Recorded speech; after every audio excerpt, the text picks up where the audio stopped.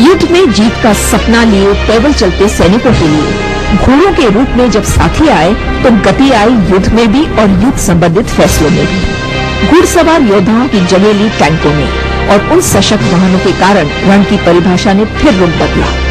ये साफ दिखाई दिया दोनों विश्व युद्धों में। टैंक युद्ध क्षेत्र में लाते हैं गतिशीलता और घातकता और आज के सामरिक भारत में इसका स्वरूप है MBT Arjun.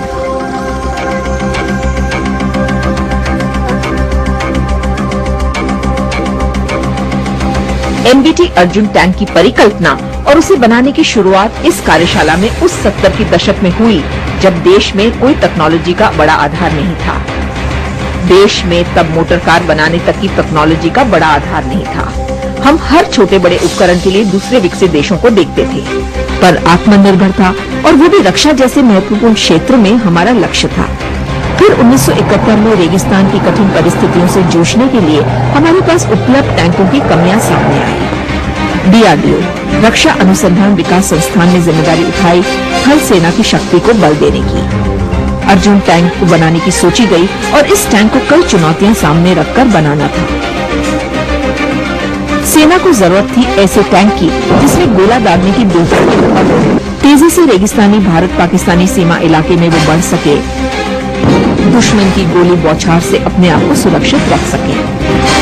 Main battle tank MBT के विकास की इस महत्वाकांक्षी योजना में सन 1970 से सन 1984 का समय कॉन्सेप्ट डेवलपमेंट यानी अवधारणा विकास में लगा, जहां सोच के स्तर पर ही तरह तरह के पहलुओं को ध्यान में रखा गया। जैसे सुरक्षा चक्र ज्यादा मजबूत करना है तो टैंक का वजन बढ़ जाता है, ऐसे में क्या किया जाए। ज्यादा और उच्च क्षमता वाला इंजन लगाना है तो क्या किया जाए। इस टैंक के विकास में DRDO की चेन्नई स्थित कार्यशाला CVRDE के वैज्ञानिकों के साथ एक महत्वपूर्ण भूमिका निभाई ordnance factory Avadi directorate general of mat forces, जिनका प्रतिनिधि इस टैंक के विकास प्रक्रिया में शुरू से जुड़ा रहा। उद्योग और शैक्षणिक संस्थानों की भी सक्रिय भागीदारी रही। In the year 1985, November 1985 to be very exact, the Army stipulated their requirement in the form of a General Staff Qualitative Requirement 467, which embodied the specifications of a main battle tank. It is only at that time we took on a major staff project. The DRDO undertook a staff project at an estimated cost of 280 crores for the development of a main battle tank, including several features. Arjun has just been launched for production.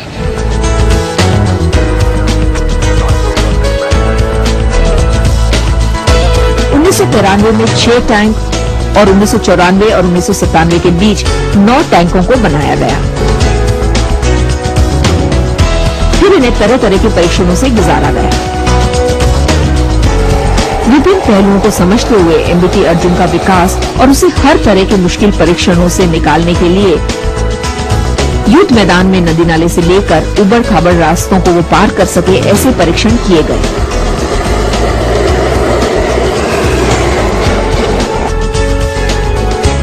वर्षों से चल रहे परीक्षणों में ये भी देखा गया कि मुश्किल रेगिस्तानी धूल भरे इलाके में इसकी क्षमता कैसी रहती है।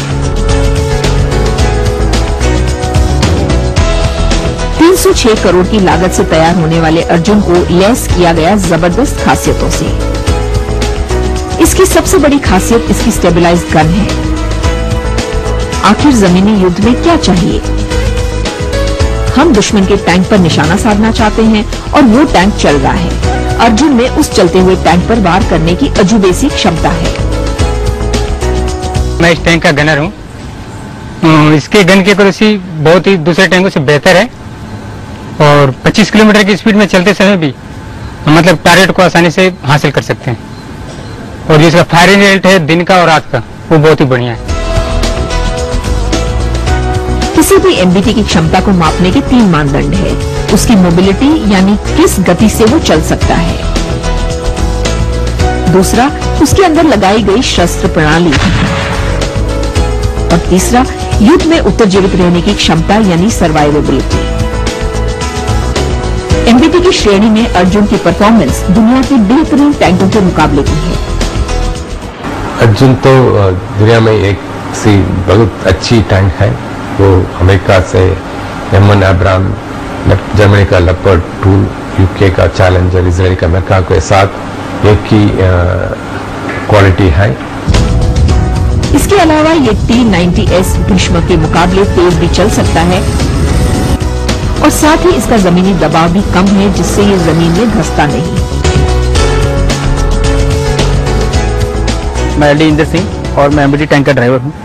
मैंने दूसरे टैंक भी चलाए हैं, लेकिन उनके मुकाबले T72, T90 टैंक के मुकाबले ये भारी है, फिर भी ये उनसे बेहतर भागता है। इसका एक्सीलरेशन और मैक्सिमम स्पीड, इसके इंजन में इतना दम है कि ये ऊंचे ऊंचे टीलों को यूं चढ़ जाता है। इस टैंक का suspension system, steering system, gear lever इतना आरामदायक है कि मुझे चलाते समय थकावट महसूस ही नहीं होती। जहां तक प्रश्न युद्ध में इसकी योग्यता का है, तो ये सुसज्जित है देश में ही बने कंचन कवच से, जो न सिर्फ पूरी सुरक्षा देने में सक्षम है, पर इस तरह के दूसरे टैंकों में लगे आर्मर से ज्यादा मजबूत है। परमाणु, जैवीय और रासायनिक शस्त्रों से भी अर्जुन बचाव करने की क्षमता से लैस है। हमारे देश ने आजादी के बाद हर क्षेत्र में तरक्की की है। MBT अर्जुन उसी का एक प्रतीक है। पर गौर करें कि विकसित राष्ट्रों और प्रौद्योगिकी क्षेत्र में नामी गिरामी देशों को दशकों क्या सदियों से रक्षा के लिए सामग्री बनाने का अनुभव है। आज एक तरह की मशीन का विकास होता है, कल दूसरी तरह की उससे बेहतर मॉडल उतारा जाता है। इसीलिए कल बनी डिजाइन को आज के या आने वाले कल के सामान से तुलना नहीं की जा सकती। अर्जुन टैंक में भी यही हुआ। टेस्ट ट्रायल के बाद जो जो मॉडल आए, उनमें अगर कोई कमी दिखी तो उसका समाधान निकाला गया। MBT अर्जुन द्वारा अब तक 8000 राउंड फायर हो चुके और 70,000 किलोमीटर से ज्यादा मुश्किल परिस्थितियों में इसका परीक्षण और आकलन हो चुका है।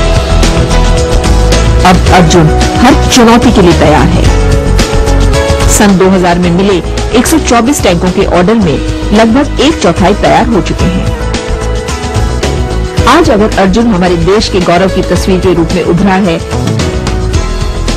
जिसे गणतंत्र दिवस पर देखकर हमने उसे अपनी आकांक्षाओं से जोड़ा है, तो ये है उसके गुणों के कारण। इसमें न सिर्फ सामने दुश्मन पर अचूक निशाना साधने की क्षमता है, जिसे सैन्य भाषा में high first round hit probability भी कहते हैं, बल्कि इसमें स्थापित थर्मल इमेजिंग प्रणाली के कारण रात में भी अचूक निशाना दागा जा सकता है।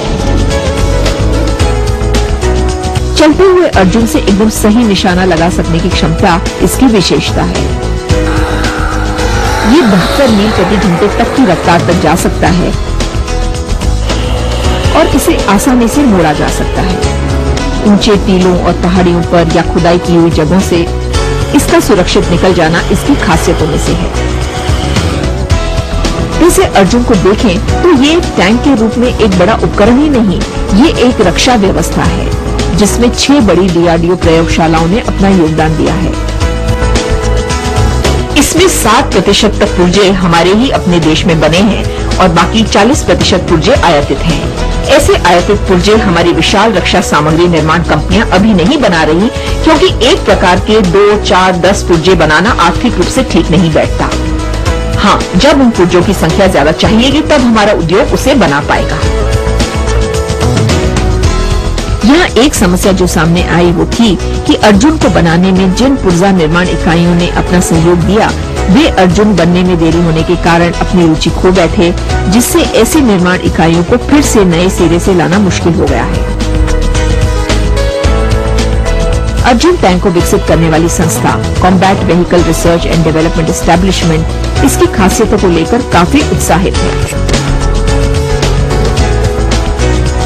पिछले 3 दशकों में अर्जुन निर्माण कथा यात्रा में कई ऐसी टेक्नोलॉजियों का हम निर्माण कर पाए हैं जो अनूठी भी है और उनका फायदा रक्षा क्षेत्र को ही नहीं बल्कि आम नागरिकों के लिए सामान निर्मित कर रही कंपनियों को भी है। अर्जुन की विशेषता उसकी युद्ध प्रबंधन व्यवस्था भी है, जिससे वो टैंक और बाकी की सैन्य शाखा के साथ संचार बनाए रखने के साथ टैक्टिकल कमांड में भी सहायक है। इसमें 4 लोगों को बिठाने की व्यवस्था है। इससे जरूरत पड़ने पर बिना थके इसका सशक्त रखरखाव हो सकता है। ये तो तय है कि अर्जुन के विकास ने देश को दुश्मन से लड़ाई के लिए एक उत्तम साधन दिया है। जाहिर है जब बड़ी मात्रा में इनका निर्माण होगा तो दोनों समय और पैसे कम लगेंगे। ये तो इस तरह के प्रौद्योगिकी केंद्रित सामान निर्माण का असूल है। चाहे अंतरिक्ष में सफलतापूर्वक छोड़ा गया रॉकेट हो या दूसरा मुश्किल से निर्मित सामान, पहला उत्पाद बनाने में समय लगता है पर फिर उसके वेरिएंट्स, उसके रूपांतर जल्दी जल्दी बन पाते हैं।